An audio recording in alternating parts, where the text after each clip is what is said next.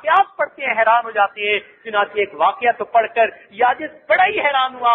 کتاب میں لکھا ہوا تھا ایک نوجوان تھا, حافظ قرآن تھا, حافظ حدیث تھا, اللہ رب العزت کی اس پر خاص رحمت تھی.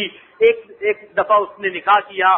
جب شادی ہوئی تو اپنی بیوی سے جو ہے ملاقات کے لیے پہنچا.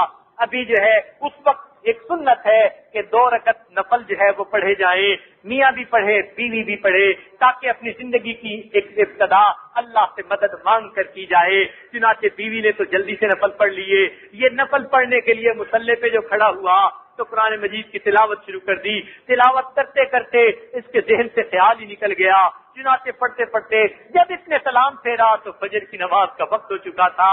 تب اسے احساس ہوا اوہو بیوی تو انتظار میں تھی. اب اس نے بیوی سے معذرت کی اور کہنے لگا کہ اچھا میں دوبارہ پھر آپ کے پاس ملنے کے لیے آؤں گا. اب چلا گیا مسجد میں. دن میں گھر والوں نے پوچھا کہ بتاؤ تم نے اپنی بیوی کو کیسے پایا؟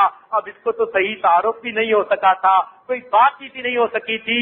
تو ان کو اندازہ ہو گیا کہ اس کی تو ملاقات ہی نہیں ہوئی. انہوں نے پوچھا کہ بات کیا بنی؟ دوستوں نے بھی پوچھا. اس نے آگے سے بتا دیا کہ میرا تو اس سے جو ہے ملاقات بھی نہ ہو سکی. تو کچھ دوست تھے انہوں نے خوش طبعی میں اس کو چھیڑنا شروع کر دیا. تم بھی کیسے نوجوان ہو, کیسے مرد ہو کہ تمہیں جو ہے اپنی بیوی کی طرف دھیان ہی نہ رہا. اس وقت اس نوجوان نے قسم کھا کر کہا کہ اللہ کی قسم میں تو 2 رکعت کی نیت سے مصلی پر کھڑا تھا.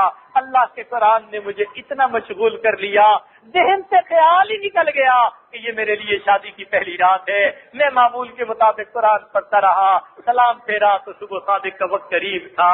سبحان اللہ, ایسی ان کے دل میں قرآن کی محبتیں ہوتی تھی کہ جو ان کو دنیا سے بیگانہ کر